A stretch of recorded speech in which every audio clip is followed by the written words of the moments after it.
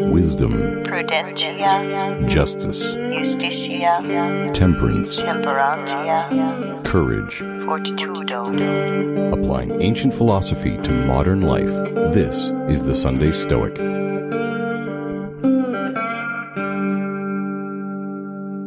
How can we live a good life?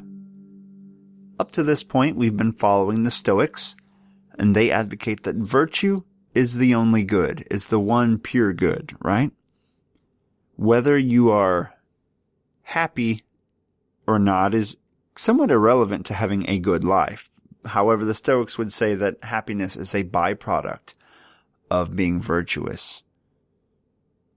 Now, what would a competing school say? What would Epicurus say?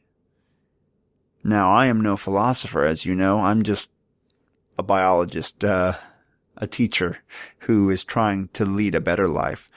And I've read a little bit of Epicurus, and I'm not going to proclaim my expertise here. I'm just sharing what I have read and what I have learned. But my understanding is, at the foundations of these two schools, there is a major difference.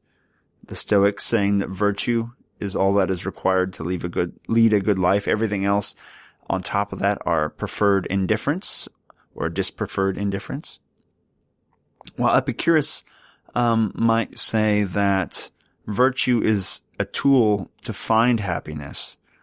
Virtue is a tool to help you live a pleasurable life, which is the ultimate good.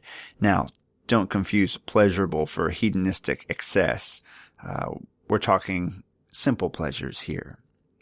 So let's hear from Epicurus and think about the ways that his advice parallels the Stoics and is quite wise, but also notice that there are different focuses in the advice of Epicurus, different than what you would hear from your typical Stoic. Principal Doctrines by Epicurus. 2. Death is nothing to us, for the body, when it has been resolved into its elements, has no feeling, and that which has no feeling is nothing to us. 3. The magnitude of pleasure reaches its limit in the removal of all pain. When pleasure is present, so long as it is uninterrupted, there is no pain either of body or of mind, or of both together. 4. Continuous pain does not last long in the body. On the contrary, pain, if extreme, is present a short time, and even that degree of pain which barely outweighs pleasure in the body does not last for many days altogether. Illnesses of long duration even permit an excess of pleasure over pain in the body. 5. It is impossible to live a pleasant life without living wisely, and well and justly, and it is impossible to live wisely and well and justly without living pleasantly.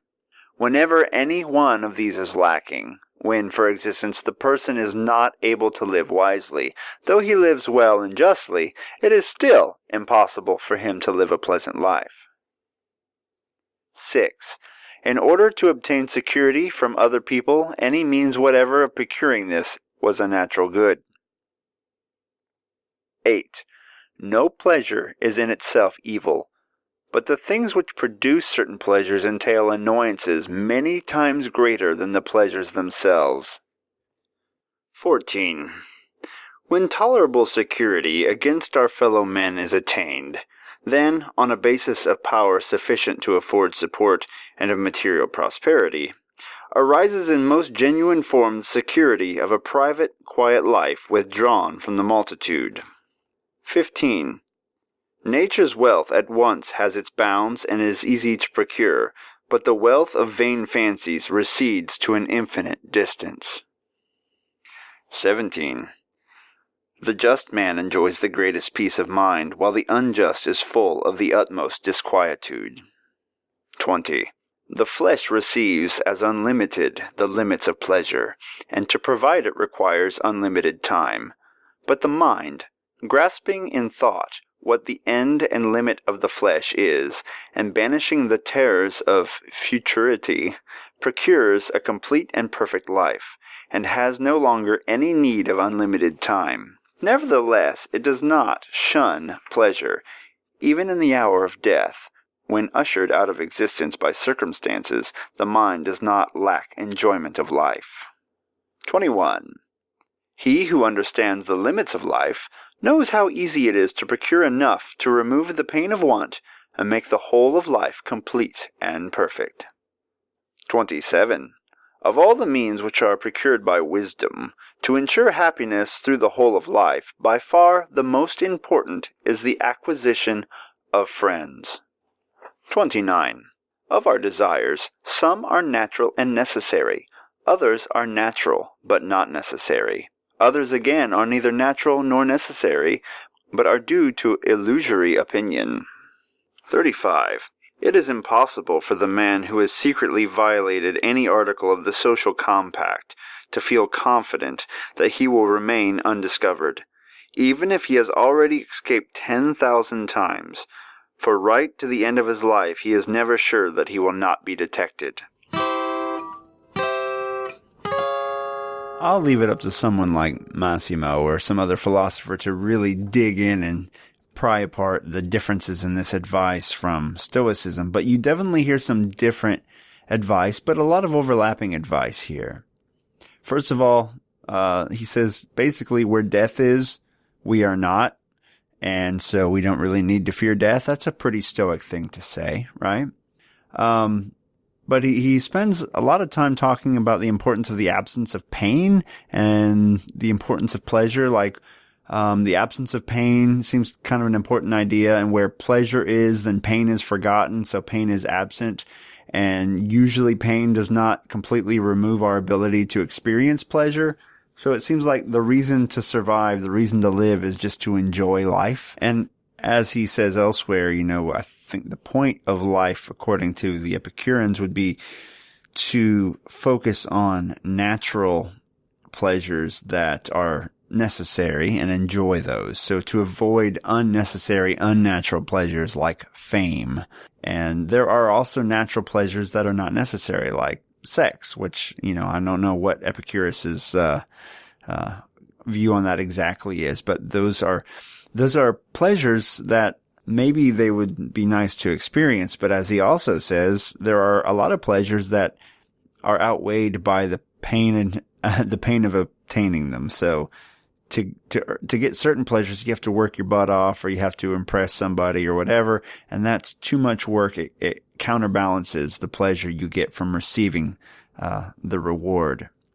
So a lot of focus on pleasure here, but also a little bit of focus on virtue. It says, if you're not living virtuously, you can't live pleasantly, and that's something I think has some ringings of Stoicism in there. It doesn't necessarily contradict Stoicism.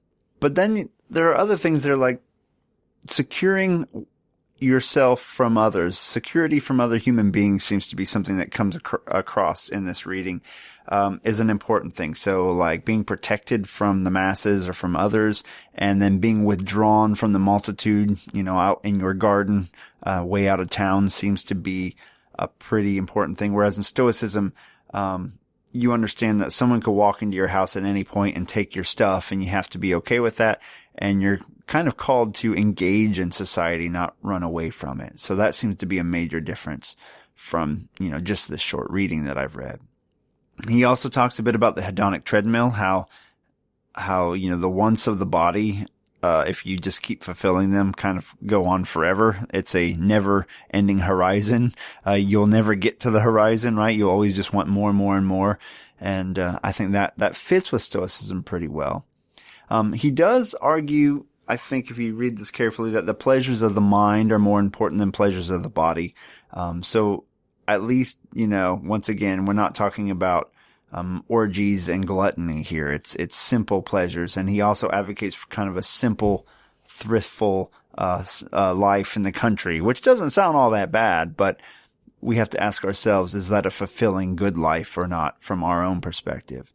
Like the Stoics, he advocates for friendship, although I've heard the Stoics argue that the reason for friendship is different in both philosophies. In Stoicism, let's say you make friends, and you're making friends so that you can help those friends, whereas they argue that in Epicureanism, you make friends so that you have friends to help you if you need help. But I'm not gonna I'm not going to say that's correct. That's just a criticism I think that Seneca made.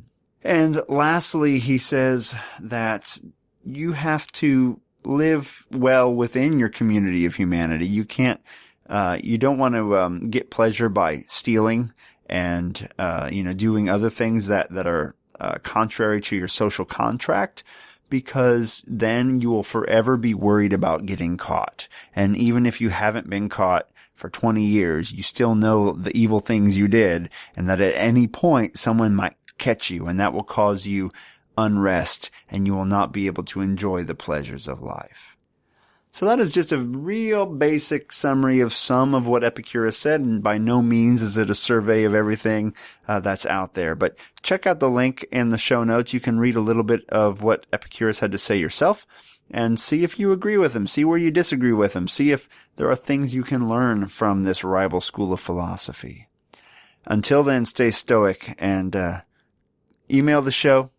Let me know what you're thinking about the 100th episode. The official 100th episode is coming up soon. If anyone wants to have their voice appear on the air, just shoot me a message. Just send me an MP3, or you can leave me a voicemail on the phone number. That'll be at the end of the podcast here. You can call that and leave me a message, and we'll put it on the air for the 100th episode of the Sunday Stoic Podcast.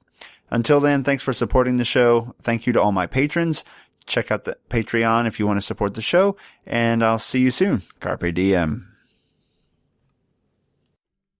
Thank you for listening to the Sunday Stoic. If you enjoyed the show, please subscribe, rate, and review the Sunday Stoic on iTunes. Become a member of the Sunday Stoic team, earn rewards, and be an integral part of the show by becoming a patron at www.patreon.com/SundayStoic.